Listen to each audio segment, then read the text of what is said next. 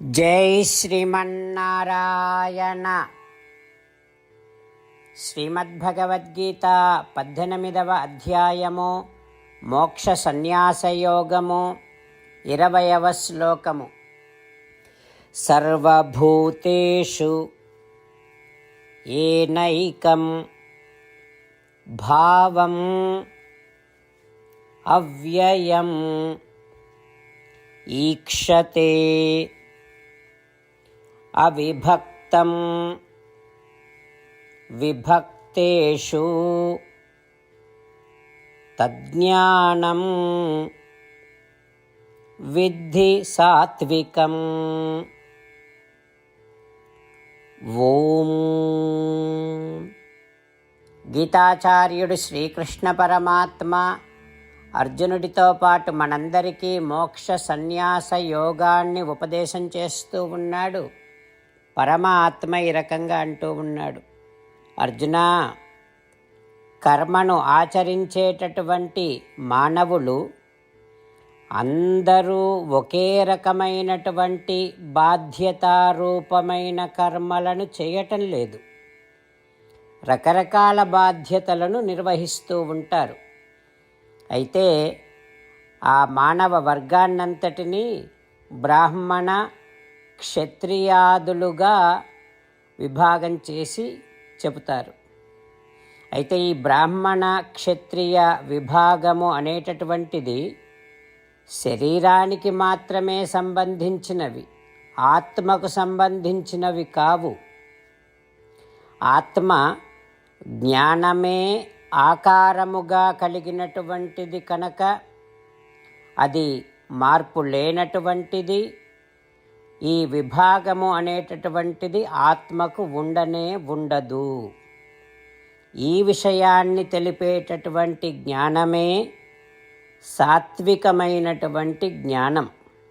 అయితే మానవులు తమ తమ కర్మలను ఆచరిస్తూ ఉన్నప్పుడు ఈ సాత్వికమైనటువంటి జ్ఞానము కలిగి ఉండాలి అంటూ శ్రీకృష్ణ భగవానుడు శరీరాలు పైకి వేరువేరుగా కనిపిస్తూ ఉన్నా, వారు చేసేటటువంటి కర్మలు వేరువేరుగా కనిపిస్తూ ఉన్నా, వారిలో ఉండేటటువంటి ఆత్మలన్నీ ఒకే ఆకారము కలవిగా, పైన కనిపించే మార్పులు విభాగాలు ఆ ఆత్మకు ఉండవని ఇట్లా గుర్తించేటటువంటి జ్ఞానము సాత్విక జ్ఞానము అంటూ స్వామి స్పష్టం చేస్తూ ఉన్నాడు. ఆ పరమాత్మ ఉపదేశాన్ని మనసారా భావన చేస్తూ సాత్వికమైనటువంటి జ్ఞానమును కలిగి ఉంటూ కర్మలను ఆచరించే సకల మానవులందరిలో ఉండే ఆత్మ జ్ఞానమే ఆకారముగా కలిగినది అనేటటువంటి సాత్విక జ్ఞానాన్ని సంతతము మనము కలిగి ఉంటూ శ్రీమన్నారాయణుడిని పొందటమే జీవిత లక్ష్యముగా పెట్టుకొని శ్రీమన్నారాయణుడిని మాత్రమే శరణు వేడుకుంటూ పరమాత్మ పలికిన పలుకులను అదేవిధంగా పలికే ప్రయత్నం చేద్దాం. సర్వభూతేషు ఏనైకం భావమవ్యయమీక్షతే అవిభక్తం విభక్తేషు తజ్ఞానం విద్ధి సాత్వికం. అంతేకాకుండా మనం ప్రతిరోజు శ్రీమన్నారాయణుడికి ఒక 8 పనులు చేస్తాం అని మాట ఇద్దాం. ఎందుకంటే శ్రీకృష్ణ భగవానుడు 18వ అధ్యాయములో 65 నుండి 70వ శ్లోకాల ద్వారా శ్రీమద్భగవద్గీత అంతటికీ సారభూతముగా మనకు 8 పనులు చేయమని చెప్పాడు. అలా చేస్తే చాలు, నేను మిమ్మల్ని అన్ని విధాలుగా రక్షిస్తా అని ప్రమాణపూర్వకముగా ప్రతిజ్ఞ కూడా చేశాడు. అందుకని శ్రీమద్భగవద్గీతను అంతటినీ విన్న తర్వాత అర్జునుడు కూడా చివరకు కరిష్యే వచనం తవ, కృష్ణ నువ్వు చెప్పినట్టే చేస్తా అని అన్నాడు. కనుకనే భగవానుడు అర్జునుడికి అన్ని విధాల విజయాన్ని అందించాడు. మనం కూడా ప్రతిరోజు శ్రీమన్నారాయణుడికి ఆ రకంగానే మాట ఇద్దాం. 8 పనులు చేస్తాం అని మనము మాట ఇస్తే అది అష్టాక్షరీ మహామంత్ర జపము చేసినటువంటి ఫలితాన్ని మనకు ప్రతిరోజు ఇస్తుంది. ఇట్లా మాట ఇవ్వటం కంటే గొప్ప పూజ, యజ్ఞము, తపస్సు మరొక్కటి లేనే లేదు. అందుకని నేను అంటూ ఉంటాను, మీరు మనస్సులో భావిస్తూ ఉండండి. ఈ రకంగా మనము మాట ఇస్తూ ఉంటే శ్రీకృష్ణ భగవానుడి ముఖారవిందములో కలిగేటటువంటి ఆనందాన్ని మనం ప్రతిరోజు దర్శిద్దాం, ఆస్వాదిద్దాం.